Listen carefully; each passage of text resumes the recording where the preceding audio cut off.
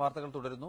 ഒത്തൊരുമയുടെ സന്ദേശവുമായി SSF Panoor unit സംഘടിപ്പിച്ച സൌഹൃദ ചായ സൽക്കാരം വേറിട്ടതായി. രാഷ്ട്രീയ സംഘർഷത്താൽ കലുഷിതമാകുന്ന പാനൂരിന്റെ മണ്ണിൽ രാഷ്ട്രീയ മതചിന്തകൾക്കതീതമായി ഒത്തൊരുമയുടെ സന്ദേശം വിളംബരം ചെയ്താണ് വേറിട്ട പരിപാടി.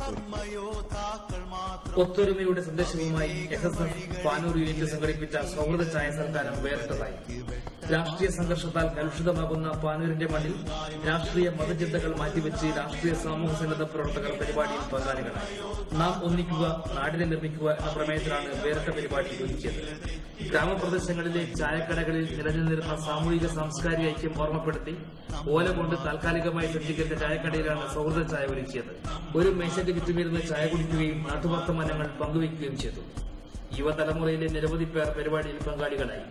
ഫസലുദ്ദീൻ സഖാഫി കല്ലറക്കൽ ഉദ്ഘാടനം ചെയ്തു. PK Praveen, KK Sudheer Kumar, PK ഷഹുൽ Hameed, Nasar പൂരാറ, Mashood Pulikkal, Abdurahman, Mohanan തുടങ്ങിയവർ പങ്കെടുത്തു. പാനൂരിൽ നിന്നും KP ഷിജിത്തിനൊപ്പം